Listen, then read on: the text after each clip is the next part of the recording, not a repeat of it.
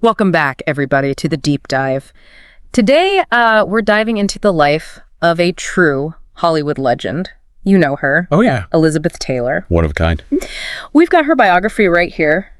This, let me tell you, this is going to be more than just like looking at her filmography. Yeah. This is a deep dive into a life that was really as complex and fascinating as any of the characters that she played. Mm. Get ready to sort of uncover the woman behind the violet eyes, behind the persona, and, find out how she went from child star to, Hollywood royalty. Right. Navigated just a whirlwind personal life. Oh, yeah. And then became an amazing activist. Her story really is one of those ones that reminds you that these people, these old Hollywood icons, weren't just images on the screen. Right. They had lives that were full of, the same ups and downs and craziness. Exactly. And with Elizabeth Taylor, times 10. Yeah. Okay, so let's start at the very beginning. Okay. 1932. All right. She's born in London to American parents, and they moved back to the U.S. right before World War II broke out. Interesting. Can you imagine, what if they'd stayed in London? What a sliding doors moment. Right.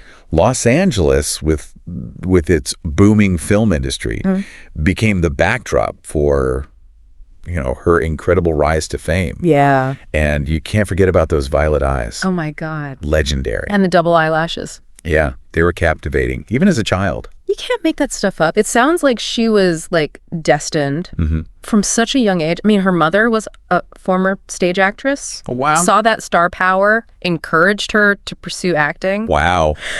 Bam! So what years old? Oh, my gosh. National Velvet comes out. Huge. Household name.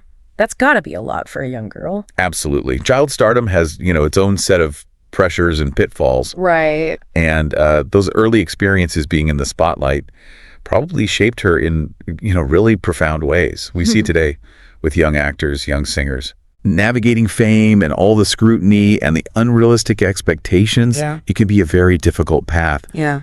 And with Elizabeth Taylor, we really see how those early experiences could have influenced her later choices. So she's a megastar when she's a teenager.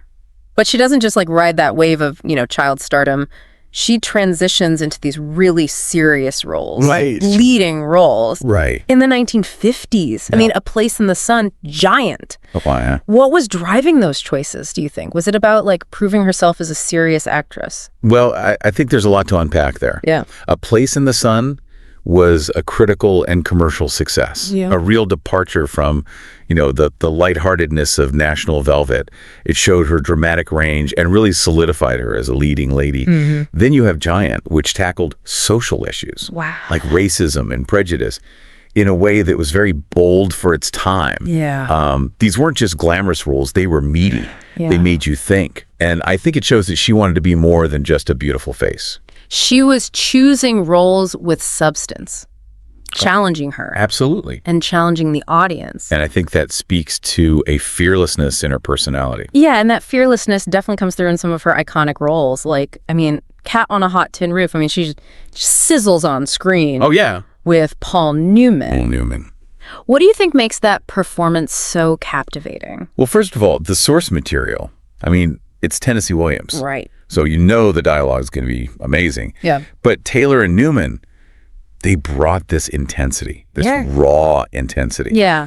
And they really embodied the passion and turmoil of those characters. I think in a way that was mesmerizing and maybe even a little bit dangerous for the time. It's interesting you said dangerous. Yeah. Do you think that sense of danger, that willingness to kind of push the boundaries was part of her appeal? Absolutely. And remember, this is the 1950s, a time of, conformity and societal expectations.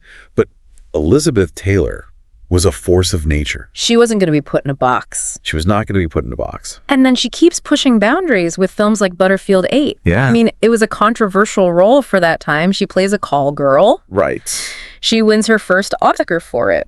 Wow. It feels like she was making a statement as an actress and as a woman. It was a very bold choice, for sure. And some critics were scandalized, but audiences really connected. Yeah. I think she brought this vulnerability and this complexity to that character. Yeah. And it transcended the controversy. And then comes Cleopatra. Oh, yeah. I mean, the film. The costume. The costumes. The love affair with Richard Burton. Yeah. That record-breaking $1 million salary. I'd heard of. Talk about making a statement. Did she even know she was making history? It's hard to say, but she was rewriting the rules for actresses in Hollywood. Yeah. And it was on the set of Cleopatra that the relationship with Richard Burton begins. Right. That romance would become a global sensation. Okay, hold on. Before we get lost in the Richard Burton saga, which I feel like will be a whole other chapter. Oh, yeah. There's one more film I want to touch on. Okay. Who's Afraid of Virginia Woolf. Yes. She transforms herself for this role. Completely. She gains weight. She wears no makeup. Yeah. Total departure from the glamorous Elizabeth Taylor that everyone knew. And she wins her second Oscar. What was driving that decision? Was it just about like proving her acting talent? I think it was more than that. Yeah. She completely immersed herself Yeah. in the role of Martha, a bitter, aging wife, trapped in this toxic marriage. She wasn't afraid to show a less glamorous side, more vulnerable side. And I think that vulnerability is what makes it so powerful. Yeah. You're right. She completely disappears in the character. It's a masterclass. I mean, it's amazing how she just went there, you know? Yeah. Inhabited those characters, those complex, flawed characters, but with such honesty. Yeah. You know, she wasn't afraid to dive into the darkness. And I think that's what resonated with audiences. And maybe it resonated because, I mean, her own life was full of that stuff. Yeah. You can't talk about Elizabeth Taylor without talking about her personal life. Yeah. I mean, 8 marriages Oh my God. to 7 men, that's not just Hollywood. Yeah. That's a life Right. lived on a grand scale. It's easy to get caught up in the tabloids. Right. But I think each of those relationships, I mean, as tumultuous as some of them were, Yeah. they reflect a different chapter in her evolution. Okay, so let's unpack a few. Okay. Her first marriage, Conrad Hilton Jr., Oh, yeah. the hotel heir. Yeah. What drew her to him, do you think? Well, she was young. Yeah. Barely 18. Yeah. And he represented this world of glamour and privilege. But it was, it was a whirlwind. Yeah.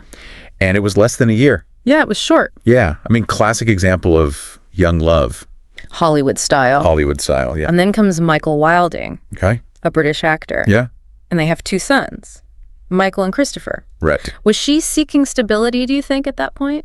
Maybe. She was in her early 20s. Yeah. Building her career. Maybe she craved a sense of normalcy.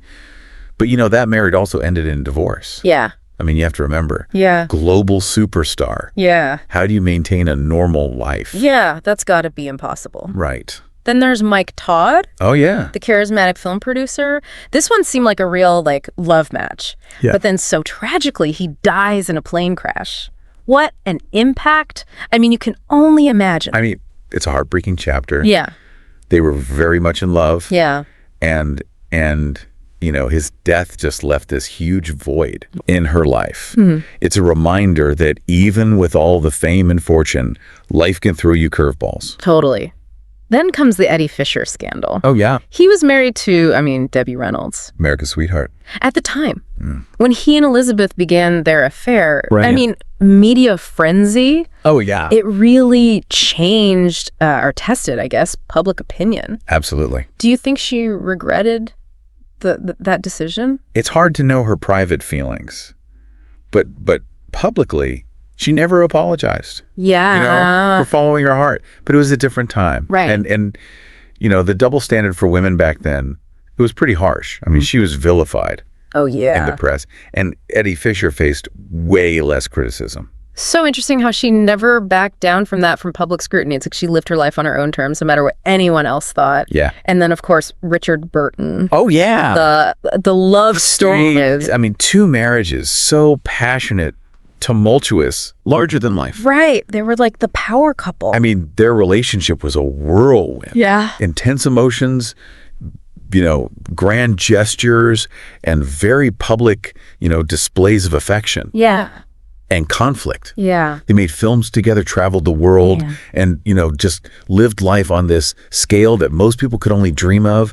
And it was intoxicating Yeah. for them and for everyone watching. But amidst all that drama Right. of those high-profile relationships, she was also a mom to 4 kids. 4 kids. Michael and Christopher, from her marriage to Michael Wilding. Liza, from her marriage to Mike Todd. Right. And then Maria, her adopted daughter. Right. I mean, how did she balance motherhood with that level of fame? I mean, it's a question a lot of people asked. Yeah. You know, back then, especially, women, famous women, were often judged Yeah. harshly Yeah. for their personal choices. Yeah.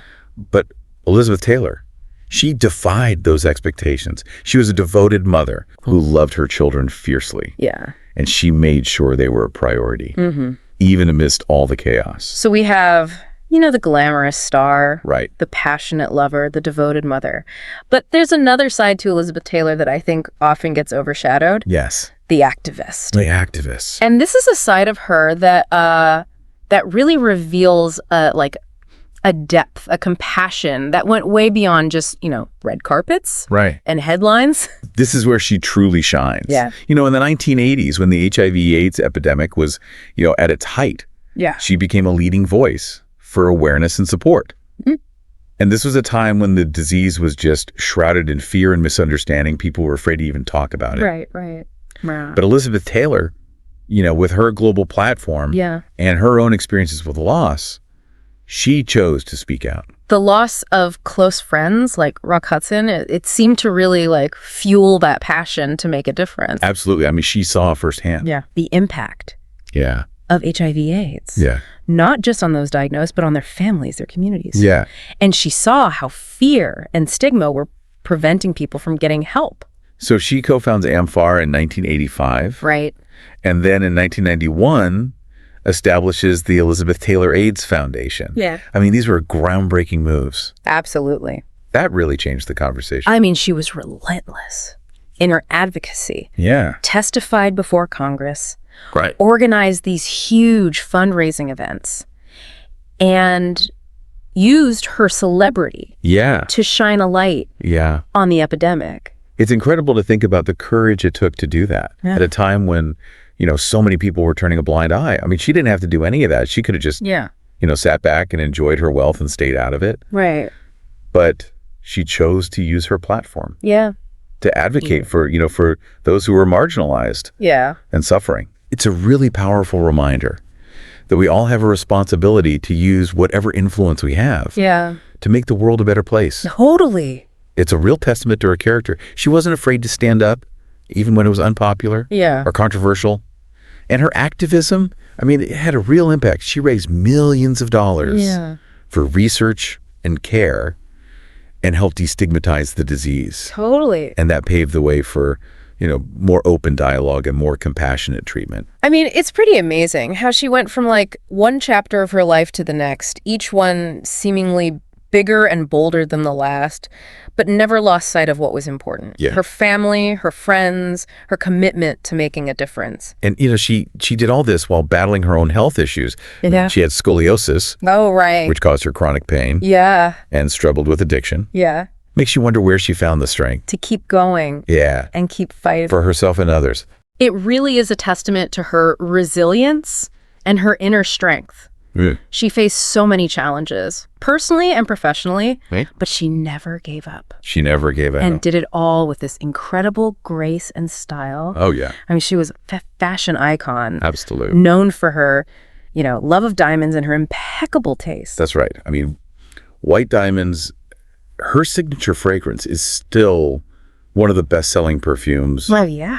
in the world. It's a classic, It's a classic scent, just like her. just like her. Embodies that timeless elegance. It's really interesting how she balanced that love of glamour with her deep compassion for others. I mean, one day she's wearing $1 million necklace to a gala, and the next she's, you know, on the front lines fighting for HIV/AIDS awareness. You know, shows you can be both. Absolutely. Huh. I mean, she never let anyone put her in a box. Right. She just defied expectations, Yeah. both on screen and off. Yeah. And I think that's why she remained such an enduring figure. She was, you know, complex, Yep. contradictory, but ultimately deeply human. So as we wrap up this deep dive into the life of Elizabeth Taylor, what do you think is the most important takeaway for our listeners? What can we learn from her extraordinary journey? That's a good question. I think her story really reminds us that life is about embracing it all. The ups and downs, the good, the bad, Yeah. you know, the triumphs, the heartbreaks. Yeah. Elizabeth Taylor lived her life to the fullest. Yeah, she did. loved passionately, took risks, fought for what she believed in, Yeah. and never let anyone dim her sparkle. She was a true original. Her legacy continues to inspire. I mean, she showed us that you can be glamorous and compassionate, you can be strong and vulnerable, you can be a Hollywood icon and a champion for those in need. I mean, most importantly, she showed us that one person can make a real difference. So if you're looking for a role model, someone who broke down barriers, lived life on her own terms, look no further than Elizabeth Taylor.